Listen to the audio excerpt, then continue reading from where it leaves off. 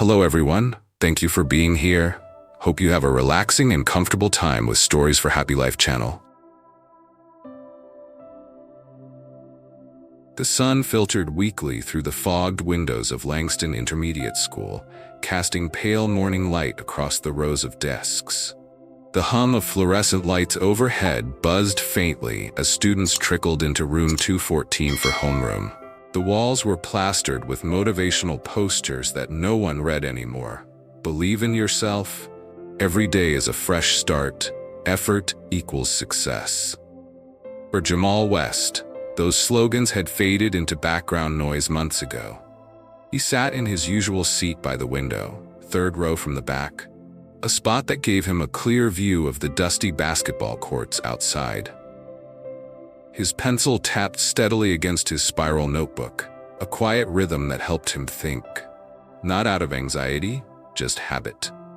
His backpack, faded but neatly packed, leaned against the leg of his chair. Miss Cameron entered the room, her heels clicking like a metronome across the tile. She was a veteran teacher in her mid-50s, known for her no-nonsense style and perfectly ironed blouses. Strict but fair, at least according to the PTA and the high-achieving students who always seemed to occupy her attention. Jamal wasn't one of those kids. He wasn't a troublemaker. He didn't skip assignments or cause distractions. But he also wasn't the student who got called on when his hand was raised. He wasn't invited to group projects with the smart kids. He blended in too well, polite, quiet, always present. And for Miss Cameron, that made him invisible. He'd stopped raising his hand weeks ago. "All right, class," Miss Cameron said, brushing chalk dust off her hands. "We're diving into the Reconstruction era today. Open your textbooks to page 126. The room rustled with movement, pages turning, chairs creaking. Jamal flipped open his book and began taking notes. His handwriting was meticulous, his focus razor sharp. He'd already read the chapter the night before. History came easily to him, especially when it came to stories of resilience. He saw parts of himself in them. "Let's start with a question," Miss Cameron said, scanning the room. Her eyes flicked over Jamal without pause. Caroline, who led the Freedmen's Bureau, and what was its goal? Caroline, seated front and center, answered quickly, "Half right." Miss Cameron nodded approvingly and moved on. Jamal's pencil paused mid-sentence. He knew the full answer. He knew the nuance. But it didn't matter. Miss Cameron hadn't looked his way all semester, except when collecting papers or handing out worksheets. It was a pattern. She didn't have to be cruel. She just had to be dismissive. "Yo," whispered Andre, the kid who sat beside him, nudging his elbow. "You ever notice how she skips you, like on purpose?" Jamal kept his eyes on the board. "Yeah, I noticed." Andre shook his head. "Messed up. You got answers. She just don't want to hear them." Jamal shrugged. "It's whatever." But it wasn't whatever. Because while Miss Cameron never said anything outright, the way her eyes glazed over when she looked at him, the way she smiled differently at other kids, it was loud. It said, "I don't expect much from you." And expectations, Jamal had learned, were powerful things. Still, he never said anything to his mom. She worked 2 jobs and didn't need another fight to worry about. He never said anything to his friends either. They didn't see it, not like he did. Not the quiet kind of bias that slips through the cracks, not the kind that teaches you to doubt your own value. So Jamal just sat, learned in silence, and tapped his pencil to the beat of everything he wanted to say. Until one Wednesday something shifted. Miss Cameron, who usually looked past him, looked directly at him. Not with disdain, not with scolding, with interest. And Jamal knew immediately, something was coming. She was planning something. And it wasn't encouragement. It was something else, something that would put him on display. He could feel it. He just didn't know when it would happen. But when it did, he'd be ready. The classroom buzzed like it always did in the minutes before the bell. Zippers closing, sneakers scuffing, backpacks thudding against desks. But today, there was a different kind of tension in the air. Whispers. Stolen glances toward the back corner of the room where the upright piano sat like a sleeping giant. "Yo, he's really gonna do it?" Brandon asked no one in particular, his voice carrying just loud enough to stir laughter from a few others. Jamal sat in his usual seat, still calm, on the outside. But inside, his nerves clashed like cymbals. He kept his hands on his notebook, grounding himself with every breath. Tyler leaned in from behind. "You good, man?" Jamal nodded, not looking up. "Yeah." Miss Cameron entered right on time, lips already curved in that same unreadable smile. She didn't mention the piano at first, just launched into attendance in the daily announcements like it was any other Tuesday. But everyone was waiting. Finally, as she closed her folder, she glanced at the clock and said, "Well, before we begin today's lesson, I believe we have a performance." She turned to Jamal. "Whenever you're ready." The room fell quiet. Jamal stood slowly, feeling the weight of 30 pairs of eyes. He could sense the skepticism, the curiosity, and from a few, the outright expectation of failure. He didn't rush. He walked toward the piano with quiet steps and set his fingers gently on the yellowing keys. They were cold. He inhaled, letting the room disappear for just a moment, the same way his grandfather had taught him. "You don't play for applause," Pop would say. "You play to tell the truth." He let his fingers find the opening chords of a blues progression. Simple, smooth, but aching with soul. The room, once buzzing with tension, slipped into stillness. The melody expanded, swelling with a warmth the old piano barely had left in it. But it didn't matter. Jamal's fingers made the instrument sound bigger than it was. He played with intention, with grace. Each note was he'd never been allowed to speak in that room. The tempo picked up. His left hand laid down a rhythm like a steady heartbeat, while his right painted flourishes across the top, rolling runs, layered harmonies, syncopated accents that gave the song breath and life. It wasn't loud or flashy. It was real, and it was impossible to ignore. Tyler leaned forward, mouth slightly open. Madison stopped chewing her gum. Even Brandon, arms crossed in the back, looked like he'd forgotten whatever joke he'd planned to crack. But it was Miss Cameron's face that said it all. She was frozen, not impressed, stunned. Jamal didn't look at her, though. He kept playing. His grandfather's voice echoed in his mind. "Play like you've got something to say." And he did. He played through the years of being overlooked, talked over, underestimated. He played through the invisible weight that came with being the quiet one. The one no one asked, the one they assumed didn't have anything worth hearing. He let it all pour out through his fingers, pounding out a crescendo that filled the walls with something bigger than sound. Then, just as suddenly, it was over. The last note hung in the air, trembling, before dissolving into silence. He lifted his hands from the keys. No one moved. For a second, no one knew what to do. Then a single clap, then two. Then the entire room erupted into applause. A few kids even stood. Tyler let out a low whistle. "Bro, that was insane." Jamal turned back to face them. He didn't smile, he didn't bow. He just nodded once and walked back to his seat, slow, measured steps, heart beating like a drumline in his chest. When he sat down, the applause was still echoing in his ears. But more than that, he felt something shift in the air. The silence after the performance wasn't empty. It was full of something new, respect. And Miss Cameron, she didn't say a word, because for once she had nothing left to say. The next morning, Jamal arrived to homeroom a few minutes early, like always. The room was still half empty, the heater clanking in protest against the chill outside.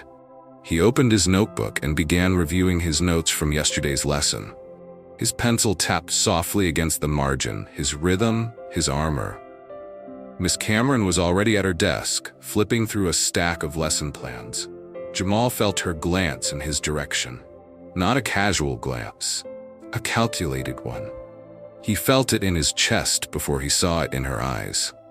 "Good morning, Jamal," she said, loud enough for the few early students to hear. He blinked. That was new. "Good morning," he replied cautiously. Her smile was thin, like it had been cut with something bitter. "I overheard you talking with Mr. Thompson yesterday. He mentioned your grandfather was a musician?" Jamal hesitated. Andre had asked him that during lunch, just in passing. "Yeah," he said slowly. "He was. Played jazz piano." Miss Cameron's eyes lit up, but not with delight, with something closer to opportunity. "How interesting," she mused. "Well, it just so happens we have an old upright piano in the back corner of the classroom. I've been meaning to integrate more arts into the curriculum." Jamal's stomach dropped. Before he could respond, Miss Cameron stood and addressed the whole room, her voice smooth and pleasant. "Class, before we begin today's lesson, I want to take a little detour. Jamal's grandfather was a jazz pianist. Did you all know that?" Several heads turned toward him. Jamal felt heat rush to his face. "So," Miss Cameron continued, turning toward the dusty piano near the bookshelves, "Jamal, would you be willing to play something for us tomorrow? Just a short piece? Show us a little of that musical talent?" It sounded like an invitation. But Jamal knew better. This wasn't a celebration. It was a spotlight, placed with surgical precision. His throat felt dry. "I don't know," he said slowly. "I don't usually play in front of people." Miss Cameron raised an eyebrow. "Oh, come now, it's just a classroom. Surely you can handle a small audience if music runs in your family?" The words stung more than he expected. He looked around. Tyler, seated behind him, gave him a confused shrug. Brandon smirked, already whispering to the girl next to him. The attention was sharp, prickling his skin. Miss Cameron folded her arms. "You'll do fine," she said, not really giving him a choice. "Let's say, first thing tomorrow, all right?" Jamal nodded stiffly, heart sinking. He knew what this was. She expected him to fold, to fumble, to confirm everything she assumed about him, that he wasn't exceptional, that he didn't belong in the spotlight.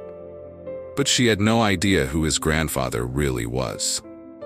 That night, Jamal sat at the old Yamaha keyboard tucked into the corner of their small living room.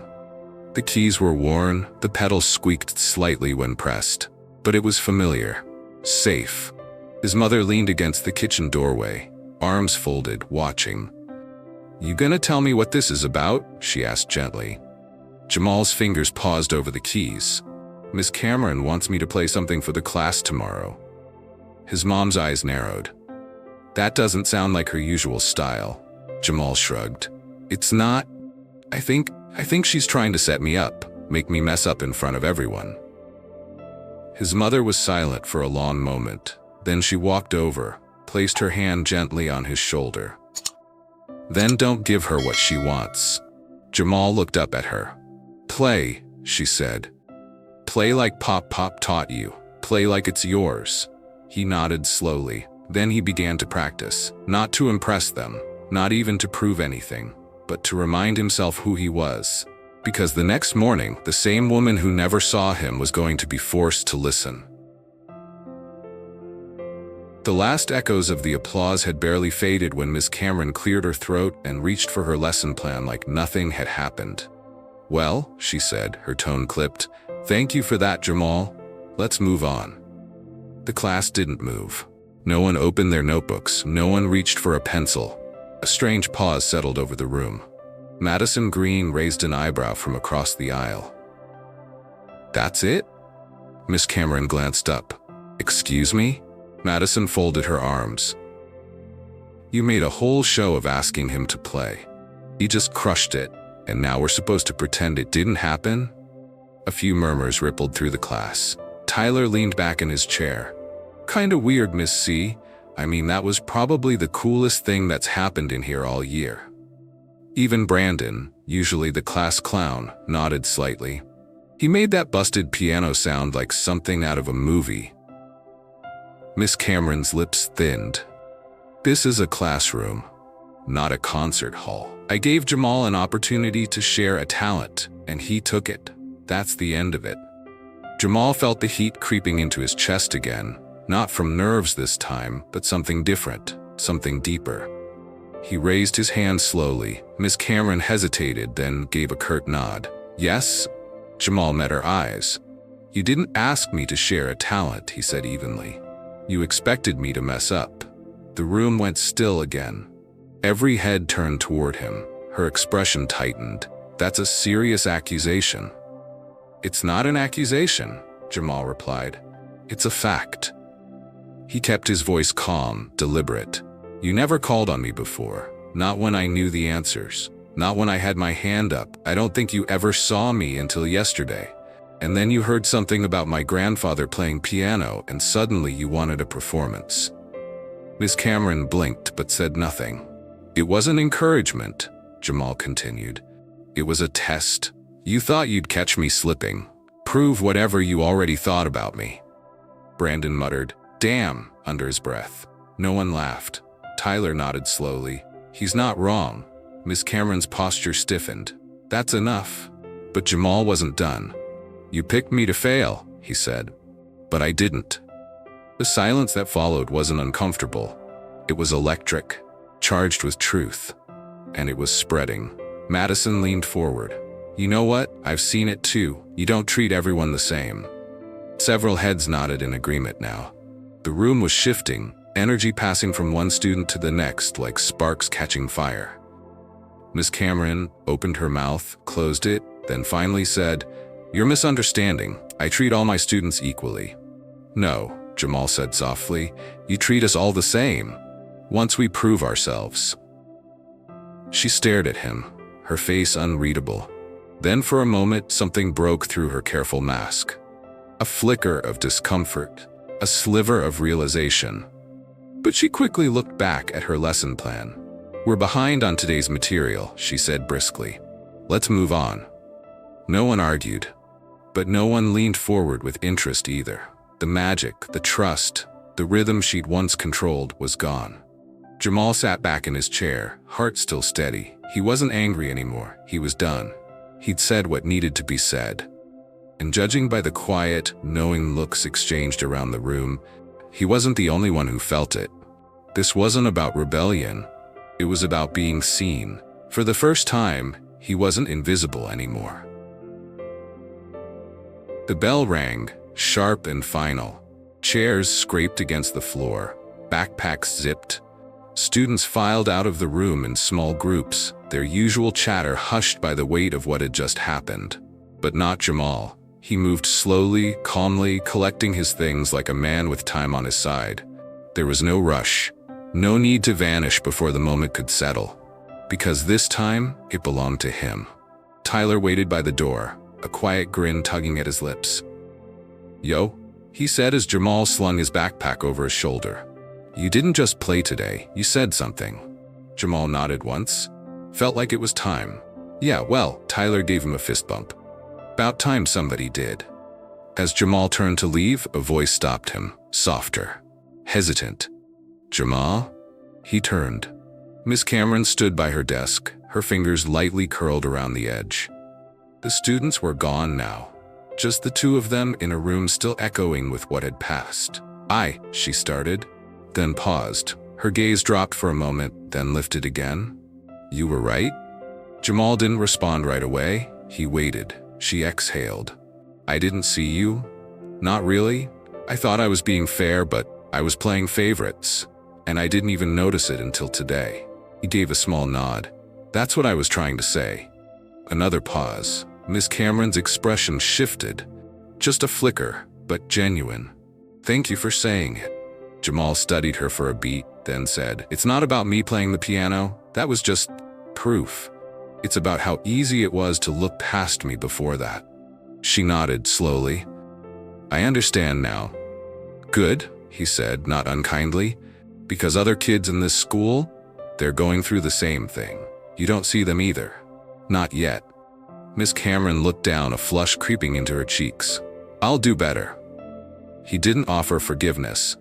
Not because he was bitter, but because the lesson wasn't hers to receive alone. It belonged to everyone who'd watched, who'd listened, who had finally been forced to reckon with what they'd never questioned. Have a good day, Miss Cameron, he said. And then he left. The hallways buzzed like they always did between classes, But something had shifted in the way people looked at him. Nods from strangers, quick smiles from kids he barely knew. Even the 8th graders hanging near the stairwell gave him a respectful glance as he passed. That afternoon, while sitting under the big oak tree by the track field, Jamal pulled out his phone. A text from his mom was waiting. "How was school today?" He stared at the screen for a second, then typed back, "I think I changed something." The reply came almost immediately. "Proud of you. Always." He smiled, pocketed the phone, and leaned back against the tree trunk. The wind rustled the leaves above him. Somewhere across the yard, a group of kids laughed. Life was moving forward. But he had made his mark. Later that night, Miss Cameron sat at her kitchen table, laptop open, lesson plan untouched. Her thoughts kept circling back to Jamal's face, his calm, clear voice, the way the other students had rallied unprompted. It wasn't just about talent. It wasn't even just about race or recognition. It was about the gap between what she thought was fair and what was real. She pulled out her gradebook, flipping back through the pages. She saw it now. Who she'd praised, who she'd overlooked. Patterns she hadn't realized were there, and Jamal had forced her to face them. Tomorrow, she'd teach like usual. But she'd see the room differently, because one student had made sure she couldn't go back to pretending. And Jamal? He walked into school the next day like nothing had changed, but everything had. And from now on, when his hand was in the air, it wouldn't be invisible. Not anymore.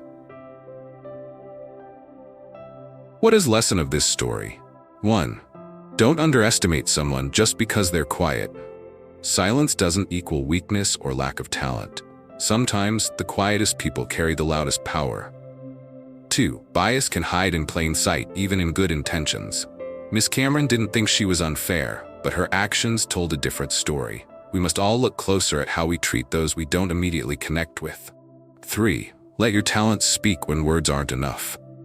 Jamal didn't argue. He didn't lash out. He simply showed them who he was. And that truth couldn't be denied. 4. Recognition doesn't have to be loud to be powerful. You don't need validation from others to know your worth. But when you own your gift, others will eventually have no choice but to see it. If you've ever felt underestimated or overlooked, this story is your reminder. You don't have to shout to be heard. You just have to show them who you really are. Watch Jamal's moment and let it inspire your own. Don't forget to like, share, and subscribe for more powerful true stories that hit where it matters.